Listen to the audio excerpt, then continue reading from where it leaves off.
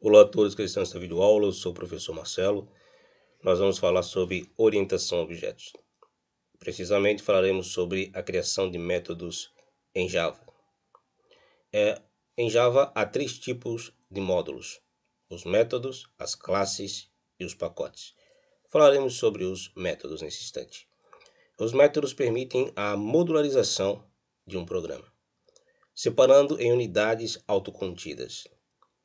Isto é, nós criamos pequenos blocos de código que vão resolver determinada parte do problema a qual eu preciso solucionar dentro do software. E quando nós precisamos, nós chamamos, invocamos este pedaço de bloco ao qual nós colocamos um nome e um tipo de retorno ou não, se ele não tiver um tipo de retorno. Os métodos em Java eles podem ser de dois tipos: os que têm retorno e os que não retornam valor algum.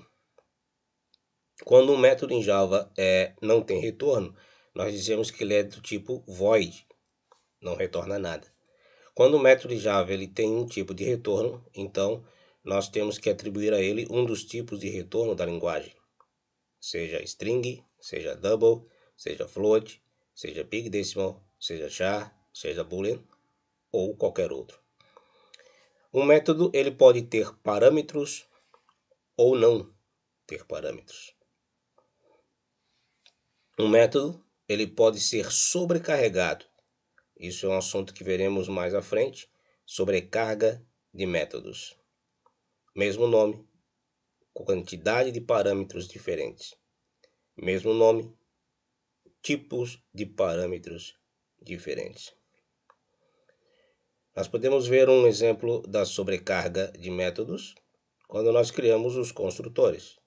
O construtor padrão, o construtor que necessita passagem de um valor de um campo no parâmetro, o construtor que necessita passagem de dois parâmetros, de três parâmetros, depende da quantidade de campos.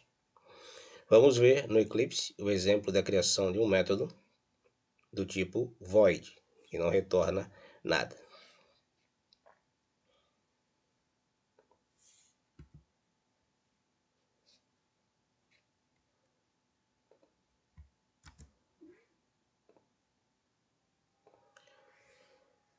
No projeto anterior, criei duas classes. Criei a classe produto e criei uma classe a qual eu chamo de usa produto.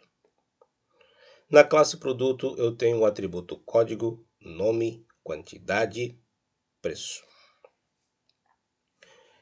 Ela tem o construtor padrão, não criei nenhum outro construtor, simplesmente explicitei o construtor padrão.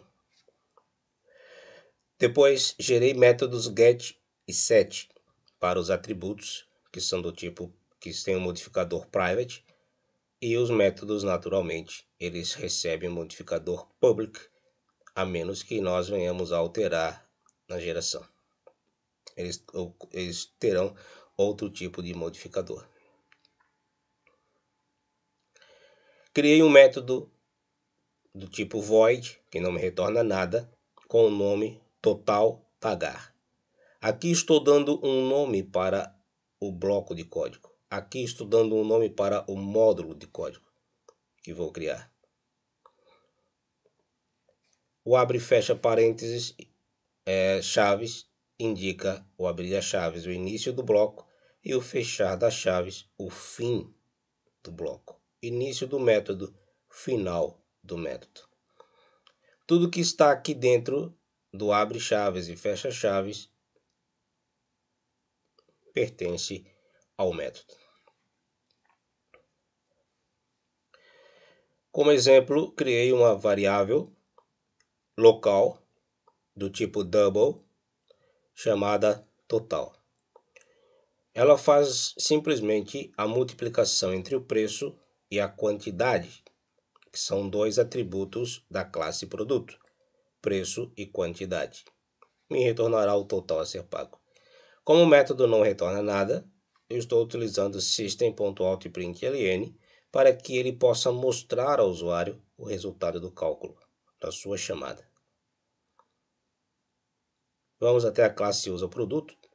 Na classe usaProduto, que é onde eu vou realmente criar o objeto da classe produto, setar as informações para os atributos e depois chamar o método totalPagar. Então, na linha 11, crio um objeto da classe produto. Da linha 13 à linha 16, seto as informações para os campos da classe produto, para os atributos que criei. E na linha 18, faço a invocação, a chamada do método totalPagar. Vou executar a classe usaProduto. Botão direito no fundo da classe, Run as Java Application.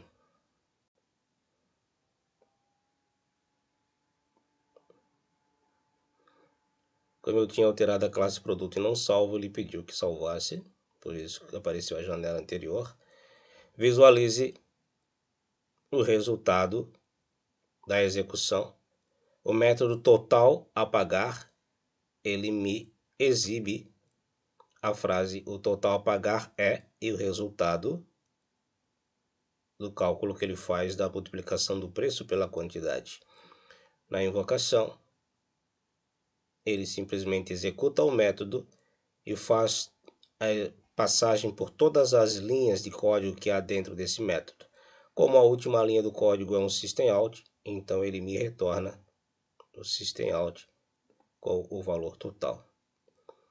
Ele me retorna no sentido de escrever porque coloquei o systemout e println, mas métodos void não tem a palavra, não tem o return. Veja que já dá erro, o void não pode ter return, a menos que seja para finalizar a execução do método. Isso veremos mais à frente. Por enquanto, obrigado a todos que assistiram essa videoaula e até a próxima aula.